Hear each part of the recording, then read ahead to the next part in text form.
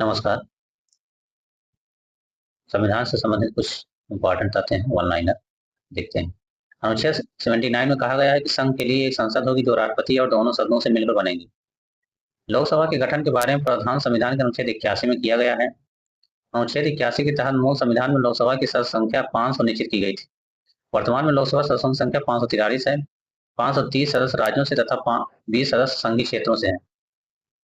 वर्तमान में लोकसभा में अनुसूचित जाति के लिए कुल 84 सीट तथा अनुसूचित जनजाति के लिए 47 सीट आरक्षित। लोकसभा तथा राज्यसभा सदस्यों की अर्हताएं के बारे में अनुच्छेद 84 में दी गई है। संविधान के अनुच्छेद 83 के अनुसार लोकसभा का कार्यकाल प्रथम बैठक की तारीख से 5 वर्ष का होता है। अनुच्छेद 99 संसद सदस्यों के शपथ ग्रहण के बारे में है। अधिवेशन गठित करने के लिए गणपूर्ति कोरम सदन की कुल सदस्य संख्या का 1/10 होना आवश्यक है, जो वर्तमान में लोकसभा के गणपूर्ति के लिए आवश्यक सदस्यों के 55 है। भारत के प्रथम लोकसभा अध्यक्ष जी मालकर थे। मीरा कुमार भारत की प्रथम महिला लोकसभा अध्यक्ष थी। नीलम संजीव रेड्डी ऐसे लोकसभा अध्यक्ष हैं जो बाद में भारत के राष्ट्रपति चुने गए।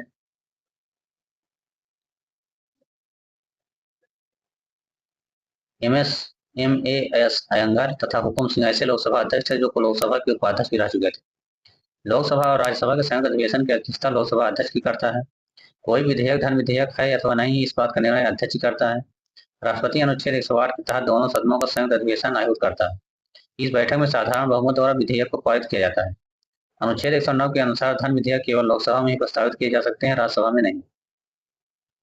संशोधन विधेयक संसद के किसी भी सदन में प्रस्तुत किया जा सकता है। दोनों सदनों को यह अधिकार संविधान के अनुच्छेद 368 के तहत दिया गया है।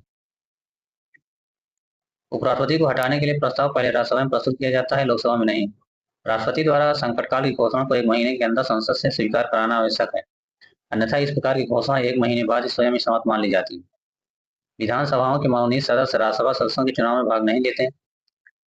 लोकसभा की सदस्य के लिए न्यूनतम आयु 25 वर्ष होना आवश्यक है, वहीं राज्यसभा की सदस्य के लिए न्यूनतम आयु 30 वर्ष की आयु होना आवश्यक है।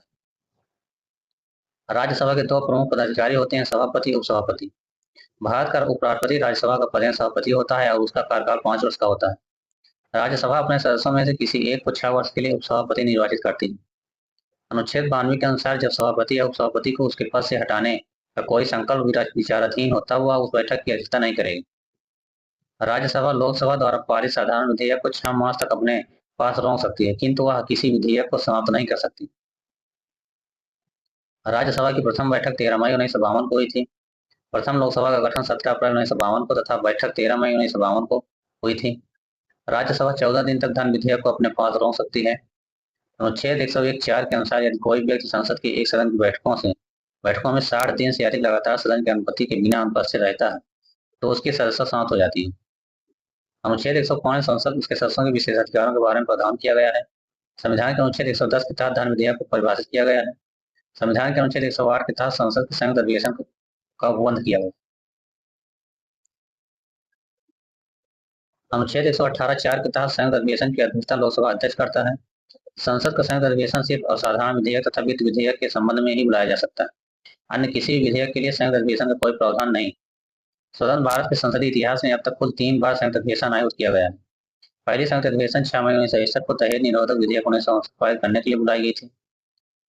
राष्ट्रपति धन विधेयक को पुनर्विचार के लिए वापस नहीं कर सकते, क्योंकि उसे उसकी पूर्ववर्ती से ही लोकसभा में प्रस्तुत किया जाता है। संविधान के अनुच्छेद 117 के तहत वित्त विधेयक के संबंध में विशेष प्रक्रिया का प्रावधान किया गया है।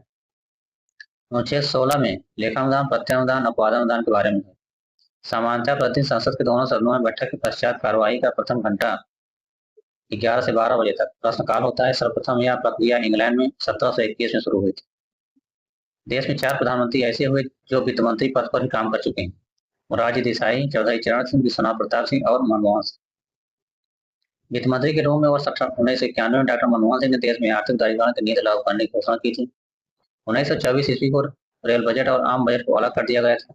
2017 में नरेंद्र मोदी सरकार ने रेल बजट को पुनः आम बजट में शामिल कर दिया।